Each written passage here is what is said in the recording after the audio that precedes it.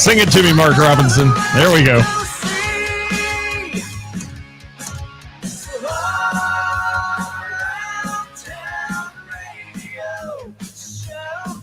All right.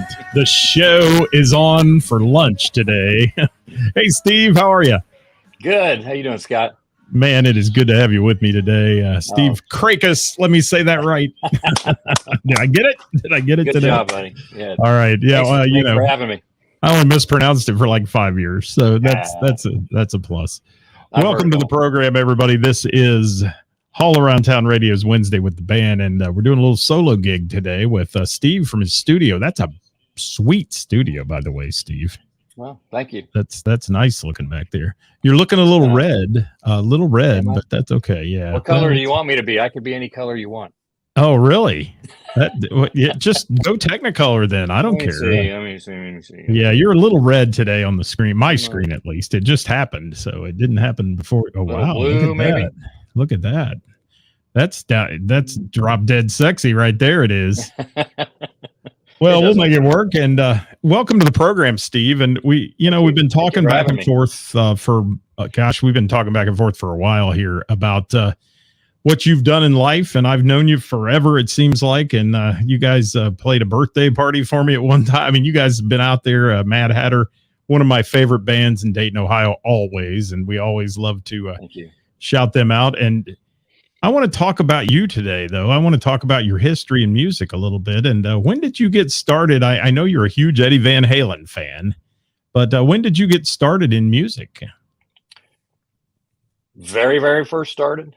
My grandmother purchased my dad an acoustic guitar when I was, I want to say 9 years old or so. And I would kind of grab that thing every now and then and just pluck around on it. And that's really where it started. And I mean, it kind of went like that until I was probably early teens. And then I found an electric guitar at my other grandma's house, my dad's mom. She had an old silver, or I think Sears Silvertone guitar and a little amp that I think was my uncle's. And somehow I got my hands on that. And I mean, it didn't do much sound wise, but it got me started. And then Mom and Dad eventually got me I got a Les Paul copy out of the J.C. Penney catalog made out of plywood. It looked perfect, but it was made out of plywood. And a buddy of mine that worked at Ace Music busted my bubble one day, and he told me, he's like, yeah, it's not worth anything. It's made out of plywood, but it played, and that's kind of where I started. And then it just grew from there over the years. And I started playing in bands illegally when I was 14, with unbeknownst to my parents. You just flashed me back saying Ace Music too, man. That goes way back. Yeah. That was a great music store. I used to teach at the one in Xenia and the one on Watervliet way back in the day. Yeah. So that's where it started. Started as, really heavy into it as a teen, but I'm sure you have taken this guitar playing to an all new level, I think, locally here, at least for us. What I was wowed by the first time I saw Mad Hatter was that, first of all, always wowed by Ronnie's vocals in Mad Hatter. The guy's got a vocal range that's amazing. Fantastic. But I was also wowed by your guitar skills and how well you made the song sound like the originals. And I admired that, because a lot of guitar players, they go out on their own and they take this 10-minute lick to put in the middle that's like their own stuff, and it changes the whole song. When you guys played all these great hits of, the 80s and those kind of things, you played them like I heard them on the radio. And I thought that, and that's what turned the crowd on too, I think, to Mad Hatter. I think that's why you guys had such success out there. So how did you get together with Ronnie and make Mad Hatter happen? Because I knew Ronnie back when he was, singing when he was a teenager. Did it come together back then? I didn't know Ronnie until probably 2007 or 2008, somewhere around there. I was playing in a band who 5 Story Plunge with Dave McCarty and my buddies over there. And we had a transition on the drums. And Ronnie came in one day. Somebody else came in, I think, a day before him, but Ronnie came in and played, and I just thought, man, this guy has got a great groove. And I mean, to me, that's the most important thing. You can have all the chops in the world, but if you don't have the groove, it's kind of pointless. And Ronnie came in there and he just nailed it to the wall. And as it turns out, Ronnie's also a great singer. So he came in, and both of us, we played in Five Story Plunge for years. And then Five Story kind of took a turn where we just weren't doing a whole lot. We were playing maybe once every 6 weeks or so. And at the time, I was doing a project with a guy named Craig Carroll, drummer that plays with Spongeworthy. And he and I were doing, he had this kind of a concept sci-fi thing, and he and I recorded that together. And I said, hey man, let's get a gig and let's put something together. And I was also a good friend, old friend of mine, a guy named Eddie Browning, who had played bass in several bands with me before, who lives in Columbus. We were the three of us were kind of getting together and just jamming. Yeah. And we kind of got silly. We booked a show. We actually booked a show at Cats a couple months out, thinking, well, that'll kind of motivate us to get something together. And we kept trying to get rehearsals together. And actually, Chris Reynolds was going to be the singer of the band, and his schedule wouldn't allow to get to rehearsal. So I finally said something to Ronnie and said, hey, look, we've got this show. Are you interested in doing it? And that was in late 2012. And hi, Gina. Hi, Gina. And that was it. So our first show was in February of 13, and it just kind of kept going. Hey, Mark, thanks for joining us today. Well, yeah, and you guys, it was an interesting thing with Mad Hatter, and you had some definite ups and downs in that band. I mean, you lost your bass player for a while to a horrific accident, and he came back after a while, but that was a tough one. And you brought in a guy there that we all know and love too, to fill in at that time. And you still went out and played gigs and kicked it. And, everywhere I went to see you, you have a full room. And I got a chance to hang with you too. It was interesting how you guys evolved as I was working backstage at JD Legends, and you guys were doing some great openers there. And one night I remember vividly as you opening for Bret Michaels, and then getting out on the stage with him at the end as he did the finale, and it was so cool to see you guys. Yeah, I mean, a local act here, and he invites you out on the stage to play with him and sing with him, and that was one of the best moments I think I've ever seen. I've still got photos of that. I have somewhere in the archives, and you guys killed it that night. And when an opening band comes out there for a national act, I always joke, you're either a hero or a zero. I mean, either the crowd doesn't give anything about what that band's doing, or they really love you. And I knew that night when that crowd for Bret Michaels was as warm to you guys as they were to Bret the whole night, you guys had something going on, and it just continued. We did a show with Jack Russell and Great White where he did a 4-hour sound check with us. Out there in the sand. I remember you standing backstage like, are we ever going to get on here and sound check? We're melting. And speaking of melting, Brian Middendorf had a great comment there. I think, let me see if I can find it. He said red from the heat lamps yesterday. You guys did a show yesterday, and we'll get into DV8 here in a minute, but you did a show yesterday, I guess, in the sweltering heat for the 4th of July, facing the sun, literally. Yeah, it was brutal. Yeah, maybe that is why you're all red today, Steve. I don't know. Could be. He'll be the lights, though. So you're a huge Eddie Van Halen fan. Any other influences you have in guitar work that you kind of model your play after? Oh yeah, I mean, I came up, as a teenager. I guess you'd say I was a product of the hair metal guys, and it all really centers around Eddie. But I was a big George Lynch, Warren DeMartini, those guys, fans of that stuff, and especially Neil Schon. Later, I got real into Steve Lukather and Toto, but yeah, just all the melodic guys, really. I never really got too heavy, into the thrash stuff or anything. I was always a big fan of singers, and as a result, a big fan of guitar players that kind of played like singers, or that were real melodic. But yeah, everything you can kind of take Eddie Van Halen and stick him in the middle, and then everything kind of, branches out from that. So yeah, I'm a big fan of his. And you have like I said, you've played with one of the most premier bands I think in Dayton, Ohio, and that was Mad Hatter. And people might argue with me over that statement, but I'll tell you, anytime you guys played, you had a crowd. The crowd was entertained. It was high energy. You had a huge following of repeat people that came every time you played somewhere, and you didn't overplay either. That's the other thing. I don't think you didn't play 5 nights a week, which really makes a big difference in a band's world. I think, like the holiday weekends out of the picture, you can play 5-6 nights over the 4th of July weekend and do fine. But weekly, if a band's playing, don't you think like 5 nights a week, first of all, it becomes pretty monotonous for the guys in the band. And then also your crowd they just can't come out 5 nights a week. So it tends to be off some nights and all that. So you guys, I think you had the right mix, don't you, with the amount you were playing? Well, it's just not done that way anymore. Back when we were in our early 20s, it was a regular thing, for bands to play, Oh yeah, Thursday house band Sunday or something like that. Back when McGuffey's was a big thing up here. But yeah, it's just not like that anymore. And the other thing that I see, at least in Dayton, and I'm really fresh to the Cincinnati scene, so I'm kind of learning what's happening down there. But at least up here, we don't have a lot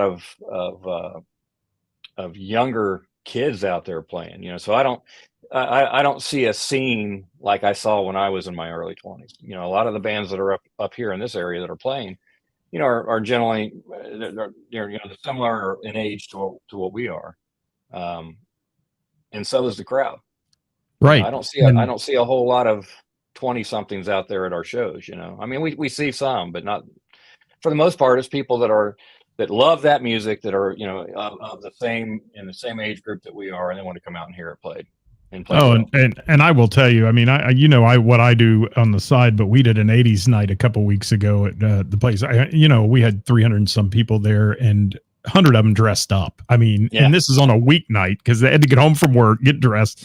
They love the 80s, and the 80s rock, especially. Anytime you play that, and I hate the term hair bands, but 80s rock was just a whole like entity in itself, and it's standing the test of time. And if you look at the 5-story plunge and you guys, Mad Hatter, and as you transition now into a new band in Cincinnati, which we're gonna really get into here. It's a cool thing to see how you've progressed and what you're doing, and you're known as one of the best guitar players in the region, and I think that's why you're with who you're with now. But I want to talk about Mad Hatter for a minute, because so many people ask me questions about it, and maybe you can tell us, what has happened in the Mad Hatter world, and why you transitioned to another band and those kind of things. Well, I guess it kind of started out, Ronnie's kind of taken on a new career, and man, he's being wildly successful at it, for one thing. But that's taken his time up. Last year, he was struggling with his voice for whatever reason. He'd seen doctors, and I don't think he ever really got any good solid answers as to what was going on. So we did a show at Buckeye Harley, July 22nd of last year. And we didn't play again until Halloween, because of the issues that he was having with his voice. And it was tough to see. I mean, Ronnie's like, it's a silly phrase, but he is my brother from another mother. I mean, I love him like family, and to see him have to struggle with that was, it's been tough. But I think that combined with his new career and that, he's just needed some time, to address that, and he's doing great with it. I mean, he was number one this past month at his new job. So if anybody needs a roof out there, you go see Ronnie. Go see Ronnie. He's the man. Yeah. Well, and your brothers in that band are all stellar players in Mad Hatter. Everybody. I mean, there is nobody that'll ever discount the talent in that band. When you come together on stage, you hit the ground running, and it's a show from the first note to the last note, the goodbye. Yeah. And I certainly understand that taking time off and all that, and I hope someday Mad Hatter is back at it and doing their thing as strong as they were. But Ronnie knows, he's a smart man. He knows he's got to take care of the family and work those day jobs like many of us have to do, because it's just not the music business is up and down, and look what happened at COVID. I mean, it killed everybody for a while, and Yeah. you got to be able to have something to fall back on there and to take care of your family. And I get it. So let's Well, there's some other shows transition. out there, and we'll see where that goes. Yeah, let's transition into DV8. First and foremost, your good buddy Aaron Thomas has joined that band, and I was there when they had their big birthday party, DV8's birthday party at the Blue Note, and I got to see Aaron sing with them really for the first time, other than video stuff.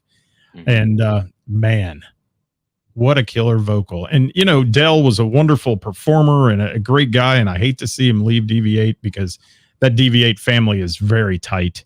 And you could tell by the way Melissa, who did a great job of holding it together on stage that night, giving those guys a send-off. You could tell it's like, losing a family member, and that's hard. And absolutely. So Aaron has big shoes to fill stepping into Dell's role. And then you have big shoes to fill stepping into Phil's role and playing that lead guitar section there with Mike DeCulvey and everybody else that's up there on the stage. And I saw some of them check in. Let me say hi to them real quick. Melissa's on here. I saw Jim Cuesta. Jim Cuesta, the music professor, has checked in with us. Of course, Brian Middendorf from your production team is there. And if I missed anybody, say hi. But so tell me about how you linked up with probably what I consider, again, one of the most premier bands in Cincinnati. You've gone from premier band in Dayton to premier band in Cincinnati. Where are you? How'd you hook that up? Well, first I've got to. It all started with Aaron. I mean, it really did. Hi, Melissa. Aaron contacted me. It might have been in December or early January, and he said, "Hey, come down to the Bell and the Bear." And there's my wife. Come down to the Bell and the Bear and play some Van Halen for Eddie Van Halen's birthday. And I'm like, absolutely.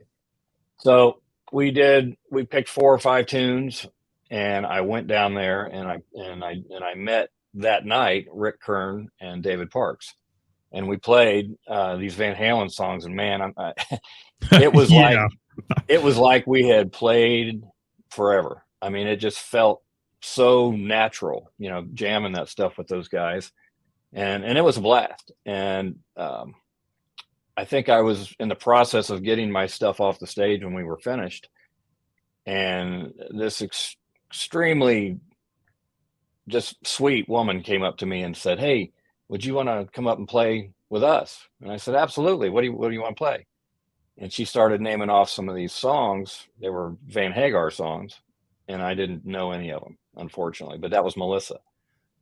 And so I guess DV8 was there, but I don't think Phil was there, I guess, which is why they were asking me to play. But so that's where it started. So, because of Aaron asking me, and because of Kracus, hey, Sammy, and the Bell and the Bear, that's kind of where it really all blossomed from there. And then I went down and I did another show down there pre St. Patty's Day. And we did a bunch of kind of harder rock songs to open up, and that was a blast. But I had bumped into Melissa at the Winery Dog show, and she had made mention to me that she might need some help with a couple shows coming up, something to fill in. So that's where the connection was. And next thing you know, I find myself down at Rick Kern's birthday party at his place, and Dave Wade is there, and Dave and I hit it off, and just we're just having a blast. And actually, I mean, I'll just interject now. Every single person in DV8, I mean, it's it's just like Aaron and I got kind of dropped into this situation, and it's just hugs all. I mean, it's great. They're just super. It's friendly. A great family, man. It is. Yeah. It is. I admire them for their family, and they are a band that is more beyond the band, and they don't have fans. They have family out in the audience too. I like to call it family, but everybody that knows that band loves that band. The night that Dell walked off, there was there at the Blue Note, there was tears flowing everywhere, and you can just tell their hearts are big, and there's no bigger heart than Melissa's. I mean, Melissa is an incredible person. And she runs a well-oiled machine, Steve. I mean, you've stepped into not only a band but a business, and they run it like a business. They are on time. They're professional. Their crew's professional, and that's why they get these big festival gigs and all the things that you've had the chance to experience over the weekend this weekend. Man, you were everywhere, and you even had one gig that got canceled due to rain, and you're still busy. So, what's it like?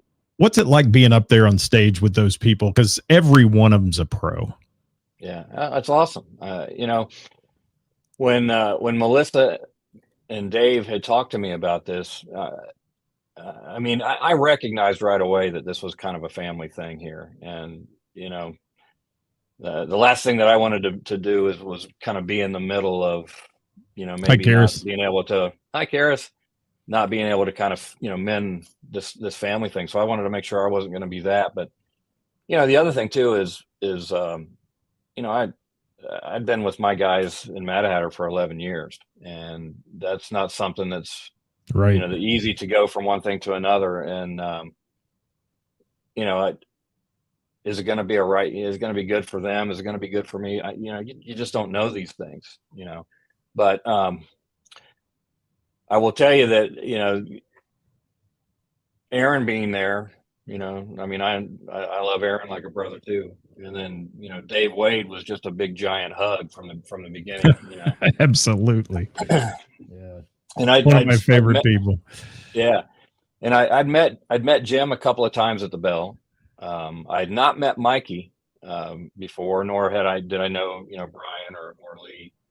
And I'd only met Melissa really in passing. So, I didn't know, but it has been, you mentioned that it's very much business-like, but within the band, it's not. It's very family-like. Well, and I don't want to make that statement sound cold, like they're a business. No, I get it. That's all they do, because they're, like I said, they're a family, but they run it so professionally. The whole thing from start to finish. And if you watch, Lee and Brian and those guys tear down and set up, they're pros. I mean, their timing on that, and especially if they're on stage and they're opening for a national or this or that, they're pros at that stuff. And, it takes, and you see like Doug Drew go off stage and he's tearing down drums and things for an hour after it gets off stage. But that's just shows the caliber of people, and so many people want a piece of DV8 when they're there at a show. The minute it's over, and Melissa and I've talked about this, they want to talk to everybody. Everybody wants to come up and talk to you. It's like, hey, we got less than 30 minutes to get our stuff off the stage here and another band ready. So can we talk in a minute?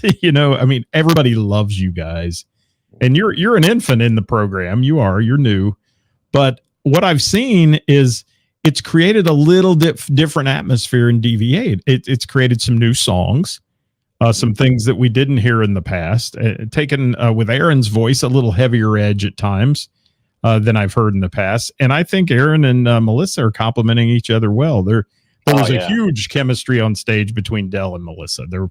It was like uncanny. It was like they read each other's minds on stage. And I can see Aaron getting more and more comfortable up there. And what I see of him is the guy with the great vocals as well. And he's going to take DV8 and keep it at that level that everybody expects. And, there was a lot of grumbling about that. Oh, the band's never going to be the same. All that happens anytime anybody leaves a band. They said it about Van Halen when David Lee Roth left. And no, it wasn't ever the same, but it sure continued to be successful. And I think that's what you're going to see with DV8 here, and I'm happier with him. I'm glad. I couldn't have been any happier when I heard you were joining that band, because I knew your talent and your caliber, Steve. And you're another guy that walks in and you're a pro at what you do. I've seen you sound check before a national act and all that, and you're a pro. And I can't say enough about what you do out there, and this new world and this new life for DV8s going forward. You just came off of 6 shows in a row, I think it was, or something like that. We got 5 of them. 5 out of the 6 done, right? One of them got canceled due to rain. Right. But how did that feel this morning when you got up and you said, wow, I did, 6 I didn't shows. Get up very early. Little day off today, maybe? Yeah. Yeah.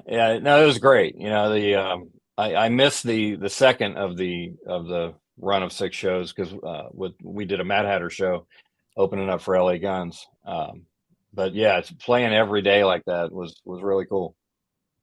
Oh, that's I will right. tell Yeah, you, you were the LA Guns opener at JD's over the weekend too. yeah, Wow, you yeah. were busy. I Oh, I cool. was busy, but yeah, Sunday we were supposed to be at Club Trio, and that was canceled due to rain. Um, but then we just, we it's kind of surprising actually that the way the weather was, this past 6 days, that we got 5 of the 6 in was it was impressive. I know every time I turned around, it was monsooning here at my place, and it was like, are they ever going to get any of these shows in? And it seemed like the skies cleared up for the shows, and it went well. And what else? What else can you share about this new transition, though, for you? What what are you feeling? Were you nervous when you got up there with them the first time live, because you're a pro player, but did it make you nervous to take the stage with them? Um, I wasn't nervous in the sense of playing, because I've done that a bunch. Um, I was nervous, I guess, in the sense of it was new. I was with people that I hadn't. Is the other thing you got to keep in mind here is we had essentially one rehearsal. We got together one day, but it was more of a technical rehearsal because they, Deviate's on a complete in-ear system, and they have their own basically sound environment that they take with them everywhere they go. So the first time we got together was just a couple hours, and it was just to nail all that stuff down. The second time we rehearsed was for a few hours, and we just kind of went over some of the stuff. But that first show was kind of coming out of the gate, How do you know when to sing harmonies? Well, I wasn't singing at that time. Yeah. So because Phil he didn't sing, so they hadn't got to the point yet of giving me a mic, and we're really just a couple of shows into that now, and we haven't really nailed down who's singing what. I'm kind of like just walking up to the mic and singing stuff that I used to sing, or the stuff that I sing in Mad Hatter.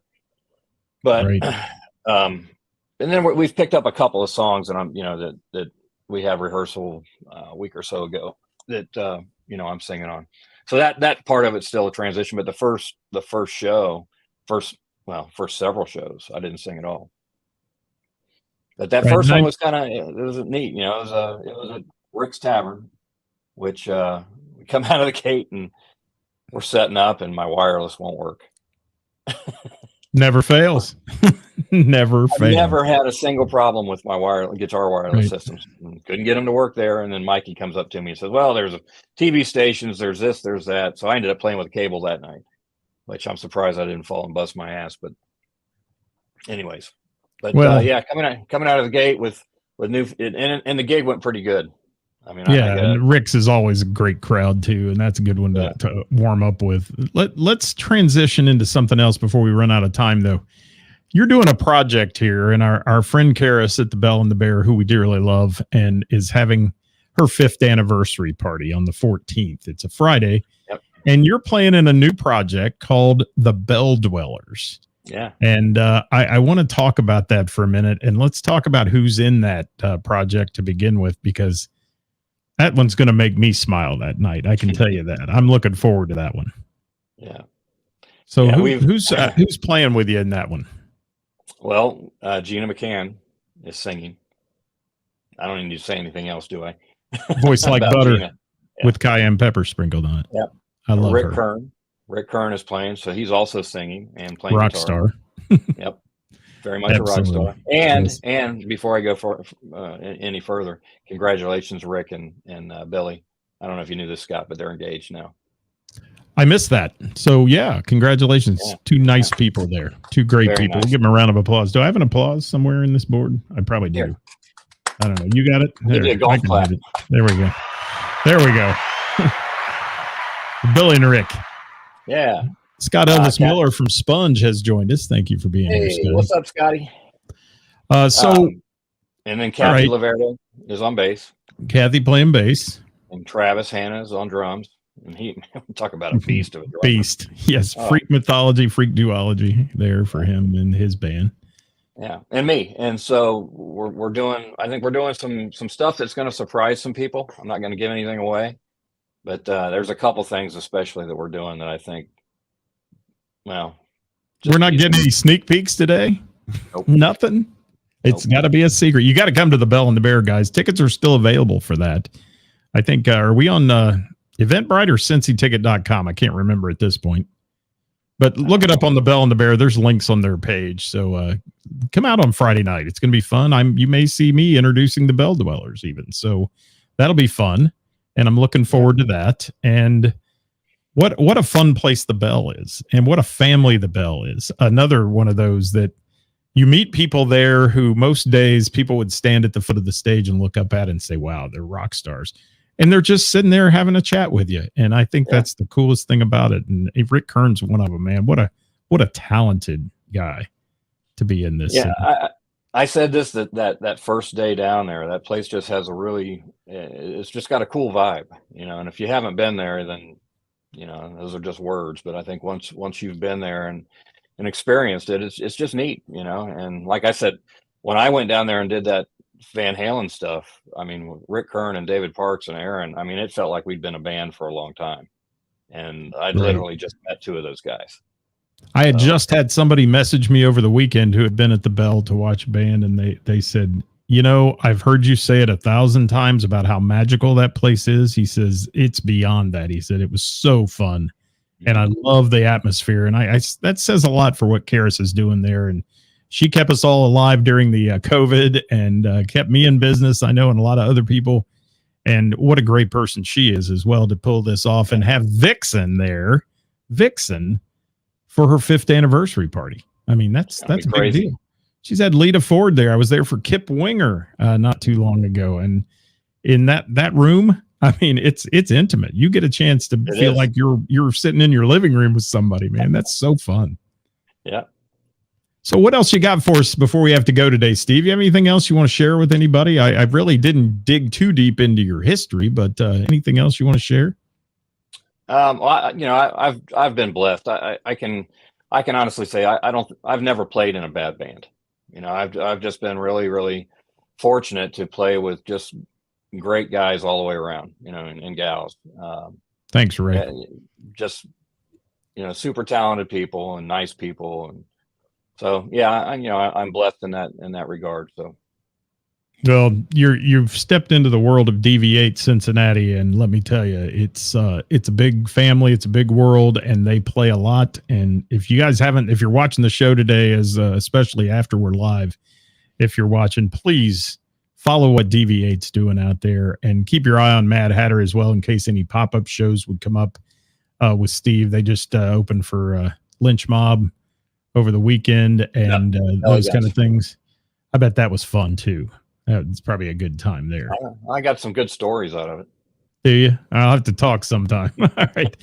And Brian says, welcome aboard, Steve. And that's what I'm talking about right there. Good people who welcome people who come in and become part of their family. Thank you, Jamie Minnick. Look forward to seeing you as well as soon as I can. And Steve, anything else you want to share? Just thanks a lot for having me on. Thanks, DV8. Thanks, Ronnie, Brian, Kelly, and Matt Hatter. Appreciate everybody. Thank you. We appreciate you, my friend, and thank you for being here. And folks, if you're watching, you can leave comments after we're live. If you're watching afterwards, Steve will answer those, or I will. He'll be following it as well. We'll share it on our pages. So please do. And don't forget to tune in tomorrow for who's playing out in the tri-state, including DV8. We'll be mentioning their gigs as well. So who's playing out in the tri-state and the best bands and venues there. So tune in tomorrow at 5 live. Hit it, Steve. I do have one thing. Okay. I may have said this already, but I just wanted to give Kracus a shout out because this all kind of started with her place. So thank you very much, Kracus. Yeah, it brings people together. I think Chris Reese said it best one time. He said, we're musicians, go to watch other musicians. And that says something there when the music community comes into your venue and is just there to participate and be part of it. So she's awesome. She's my hostess with the mostest every Tuesday. I missed her this week on Hot Topic Tuesday, and we'll be back next week for that. You are welcome, Kracus. We love you. And Bill, thank you for dropping by. Ray, thank you so much as well, saying Steve's the man. Thanks, Ray. And Melissa says, love Karis. And we all love Karis. We do. Thank you, Melissa, for being here as well. I love Melissa. I do too. She's And one of my favorite one people. other thing about Melissa, real quick.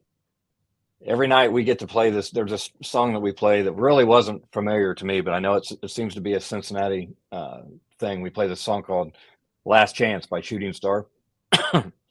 Melissa hits this note at the end of that song. Yeah. That makes your hair stand up on the back of your neck. It's that good.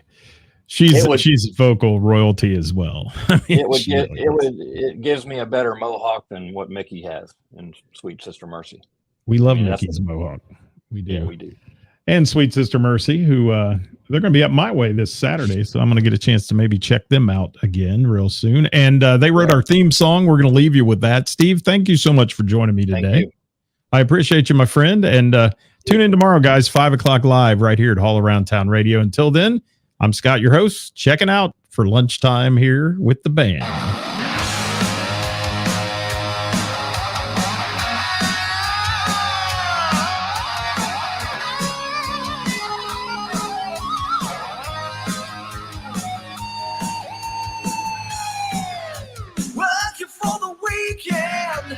Hang with me, Steve. I'll be right back. All right, buddy. Yeah, I know where to go. There's a man over there into the